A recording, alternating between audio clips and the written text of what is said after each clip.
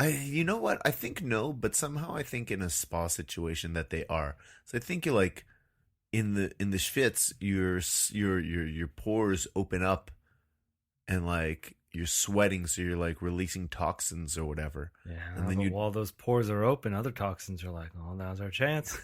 and then you jump in the cold pool Mm. and all your pores like slam shut, probably squeezing some extra bad stuff out. And then you open it up again and like rinse them out in the hotness again. Never thought of a body as such a disgusting creature until Oh, the this body moment. is so gross. just, It's like imagine like popping a pimple over your whole body. yeah, just this breathing organism Yeah. just releasing it, Toxins. taking it in. Yuck. Yeah, I guess. And I always thought that extreme cold would kill germs. So when you go outside and it's like, oh, grab a coat, you're gonna get cold, and it's like, no way. I'm going out there practically naked because this cold air, this winter, is gonna kill off anything. Yeah, I don't know if that would work though. I feel like they might like a frog. They might freeze and come back to life. Frogs do that? You can put a frog in your freezer and then thaw him out, and it'll come back to life. Never tried, but to what end? What do you mean? Like, could I put a frog cryogenically, or is just gonna its life will continue? Its life will continue. Okay, so he's not Oh gonna be no, you mean like its heart stops beating and stuff when it's frozen? But can I put a frog in the freezer for 20 years and take it out, and he's gonna pick up where he left off? Yeah, I think so. That doesn't seem right. Maybe not 20 years, because I know that they can like freeze over the winter No, they burrow into the mud. and freeze. I think the reason for burrowing is to not freeze. I'm pretty sure they freeze. I'm pretty sure I've seen this on a TV show. Freeze a frog, thaw out the frog, frog hopping around. I don't know about that, but I might not try it. But maybe we could try it this summer. So We'll anyway, go to Frog Island and go to catch some Frog frogs. Island. Yeah. Yeah. You ever been there? No. Well, it's Where's Frog Island? it's a hop, skip, and a jump away, Sebastian. Oh, well done. Well done, Matthew. It's not really an island, more of a peninsula. Okay. Out in Saint Eustache. Okay. No, Saint Martha, actually. Okay. The place we used to go to. It was just a, area where they could not build on because it was too swampy. Mm. And you'd walk out there and Frog catch ridden. tons of frogs. Yeah. Kill a bunch too, because as you're walking, You're just stepping on you frogs. can't help but step on them. But Oh, I don't want to go there. catching tadpoles, catching frogs, catching toads. You just saw me have a shiver. I don't want to do that. I want to grab a bucket full, put them in your freezer, see what happens. No, because they. Oh, I'll just wait. I'll just leave it closed for a while, Okay. and then open it, and then set them free and see them hop away after they thaw. Yes. I didn't. I don't know if I've talked about this on the show. I don't like frogs and toads because as a kid we always had toad issues. Yeah. We lived behind like a, what would you call it? A strip club. No. My older place, my older apartment was like a landscaping place. Like they had all kinds of dirt and cedars and stuff, mulch, all that type of stuff. Okay. And somehow because of that, we had real toad issues. So many toads. And we had these in the basement. There was like the window out from the basement was maybe a foot or a foot and a half below ground level. So there was this sort of like indent in the ground around the windows where there was like gravel. And so often we'd look at our basement windows and there were toads, just toads hopping around right outside the window. Trying to get in. And my dad would come home from work on like a daily basis in the summer and, fling toads. And then when we moved into, just fling them back over the fence. And then when we moved into our next home, we also had toads. And they'd go swimming in our pool. They followed you. Yeah, they followed us. Toad problems following me. I had to move into the big city to get away from the toads. And I would be like cleaning the pool. And I'd pick up the toads with the pool net and fling them over the fence. As I was taught as a boy, that's what you do with toads. You fling them over the fence. And so that was when I lived behind the strip club, and there was also a garage there and a pool supply store. But I would fling the toads over the fence, and there was one time where I hit one of the garage workers with a toad, and he lost his mind. He was swearing a lot in French. And I Okay. understand. Can you imagine if you're at work and then a toad just comes flying at you and hits you? Oh, it's biblical. It's a rapture. It's That's why he was swearing so much. He was terrified. But we laughed a lot and ran because we flung a toad at a man. yeah. You did. I do believe you have told this story before. Okay. It was so great. I want to hear it again. And I think the last time you may have even referred to those toads as nasty little yucks or little yucks. Oh, yeah, that little sounds right. things. That I sounds forget right. exactly, but well, it doesn't have to be your freezer. How was the So back spa? at the spa, yeah. So at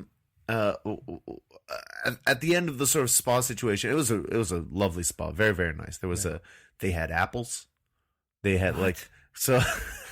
When I went in, they informed me it's very important to stay hydrated because you're schwitzing so much. You gotta stay hydrated. Yeah. So I drank a lot of water, and then I'd go sit in a hot pool for a while, and then I was like, hey, I'm gonna have an apple. They've got a nice beanbag area where you just go sit and relax and eat an apple. Did that for a while. Did they supply the apples? Yeah, they had apples. They were giving apples away. Were the apples just bobbing in the saunas? No. They were in bowls Oh. between sauna stations. And then they had a section called the zero stress room. That was just like a quiet little dark room with beanbag chairs. And I sat in there for like maybe 20 minutes, 15 of which I was just on the verge of sleep. I was having like half asleep dreams. It's very confusing, a very weird lucid state. Sounds stressful. And then after this, to top it all off, I got a massage. Okay. Now, towards the end of I had a real bad knot in my back, and that's the specific thing I was going for. And towards the end of my massage, my masseuse started telling me, you need to work on your posture. You have bad posture. You need to stop bending over so much. You need to squat down when you need to get something on the ground. I was thinking, when I pick things up, I guess if I'm picking up something heavy, I'll use my legs. If I'm like picking up a pen off the ground, for example, I'm going to bend over. Apparently I shouldn't be. No. I'm supposed to be squatting for everything. Yeah. No, you're going to... First of all, you're there for a massage. You're not there for a lesson. Right? Right. Honestly, she gave me all kinds of advice, and I was thinking, I came here for this massage to feel better. Yeah. Now, and then after the bending over, she said, do you do exercise? I was like, I don't really, not really. And she's like, well, you need to start either doing some exercise, either lift weights, or you need to do some like really wide push-ups. And then her sort of ending advice was, if you're not going to start doing some weight training, you can always just come for more massages. You can have more frequent massages. I was like, oh, wow, that sucks. I came here to feel better. Now you've made me feel worse. Yeah. You have bad posture. You need to go do some exercise. You don't pick things up properly. Really bad for my self-esteem. You've been picking things up all your life. Yeah. And now, at this age, to be like, you've been doing it wrong. How am I going to change my ways? This lady needs to work on her bedside manner. I'm not dying. No, I guess so. But was she trying to coax people back into more massages? Not with her. Not with Miss Negativity over here. Mind you, the spa was pretty nice. So Should have maybe I told would her go that back. and be like, listen, lady, just tell me what I want to hear. Yeah. Just work the knot out of my back and tell me what I want to hear. Mind you, there's a lesson to be learned. I need to change my ways. Go join a gym if I don't want more knots in my back. Yeah. Pick things up.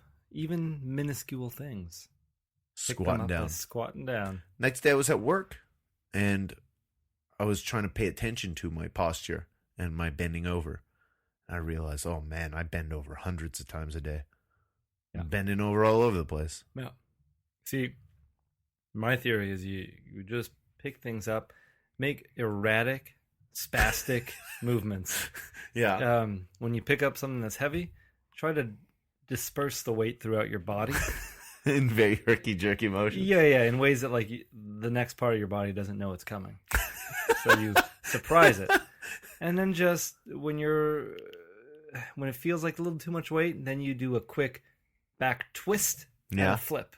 And you let go of it. I feel like that's a way to keep your body Pinch a nerve or two. Keep it on the ready. Keep it alert. Yeah, well, that's the trick for everything, right? That's the trick for all of your bodily functions, really. It's if you're working out, you always want to exercise a different part. You don't want to get your body too used to something. But your body used to bending down and lifting things properly. It's gonna fail you in the end. Yeah, I always thought if I'm bending over and picking stuff up all the time with my back, Yeah, I'm gonna have a stronger back. here you go, like an ox. Yeah. When have oxes ever failed?